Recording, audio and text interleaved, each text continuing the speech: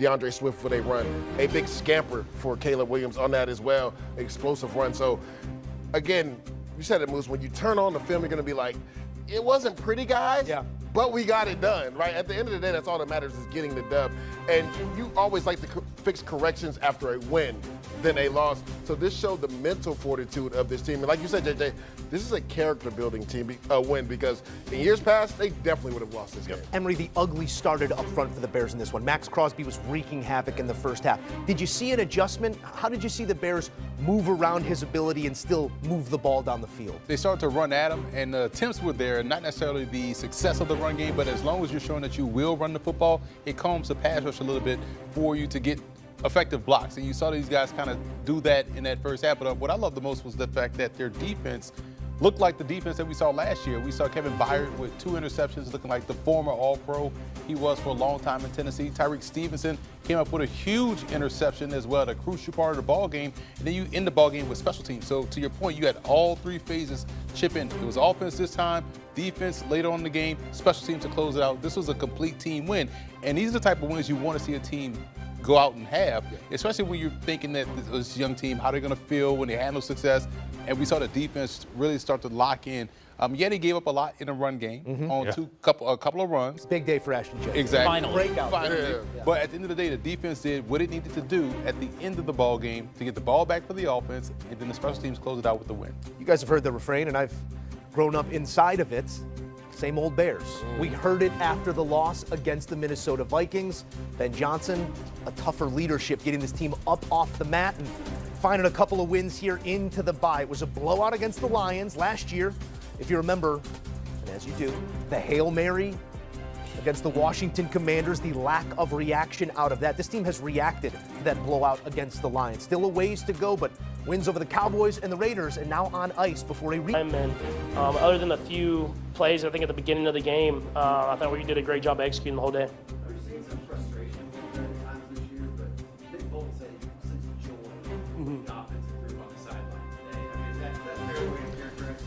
Yeah, I mean, obviously when you have success, it's just we've been working extremely hard and we want to have success, and we've been just making little mistakes here and there, and that causes frustration. But at the same time, we've been learning from them, and we'll learn from this game. I mean, I think early in the game, you saw the one that Juju that got tipped at the line of scrimmage, and then the other field goal that we had. I mean, there's stuff that you can learn from every game, win or loss, and I think I've been proud of the guys and how they've responded and want to be even better every single week. Yeah, they did a great job, run and pass. I mean, when they play like that, it makes my job a lot easier. And so they're starting to gel, man. They're starting to gel and build that chemistry that every offensive line has to do. And those young guys are getting more and more experience, and they've played against some great defensive lines. And so they'll continue to get better and better as the year goes on. But they had a great day today, and let's build on it.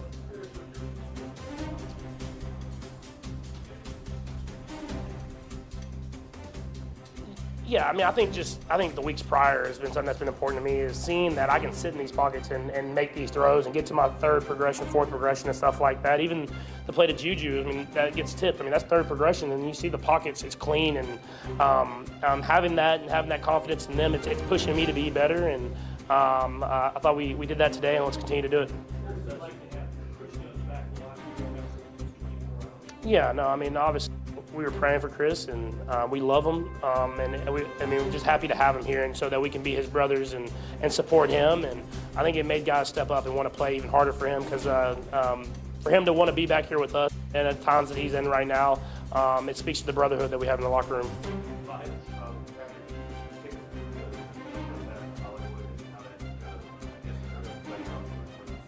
Yeah, no, we wanted to go for it. We wanted to kind of put that final ending of the game, and we were talking in the huddle, and I could see that like 14 Hamilton was going to be on that side, so I wanted Juju to kind of give me a little kind of a pick. We knew there was going to be probably a cover zero type look, and so he was the last read, but I told Hollywood in the huddle, I was just like, man, if it's cover zero, man, you got to win. You got to win across the field, and he did that. He beat a good corner and won, and was able to get a touchdown. Curious for your perspective on 2 throws, the deep to Worthy down the right side, Mm-hmm. and the floater to Travis. Yeah, the deep one on the sideline, it's just Worthy beating his guy. It was man coverage. He won, and then giving him the throw down the field and letting him go up there and make a play. I think people, like I was talking, they think he's just speed, but he's a guy who can do it all, man. He can go catch those footballs over the top, and he can be physical and use his body as well. And so good to get him going early in the game and kind of have that threat for the rest of the game. I missed him like right after that. I think he was a little tired, but he could just. I'm not playing a few games, but you showcase that in the deep stop route he runs. He has a wide variety of routes he can run, and then the one to Trav was cover zero. We knew it was cover zero, and then it's about your guy just winning a one-on-one. And I'm gonna give my guys chances down the field, and Trav's shown for years that he can win those matchups. The Leo pick and then the fumble. I mean, you guys really punished them for that. They hadn't gotten turnovers the first 2 weeks.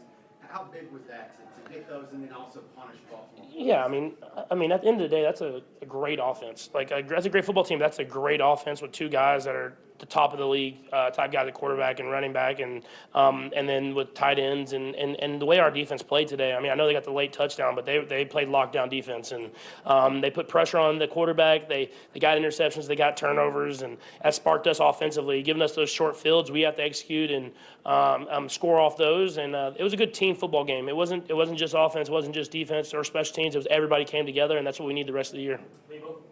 One of those guys Patrick Mahomes is talking about, Lamar Jackson, has a hamstring injury. John Harbaugh was asked about it, said he didn't have any information on it at this point. But, Coach, how big of a situation could that be for the Ravens if that injury is serious? It's a big situation. I mean, hamstring, Lamar is probably not playing this week. So that being said, it's Cooper Rush, I guess, is the backup. Right. Your offense changes now a little bit with Cooper Rush, not Lamar Jackson.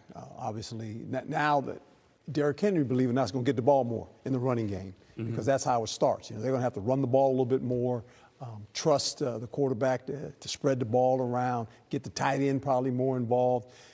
How long the injury will last, I don't know. It's a hamstring.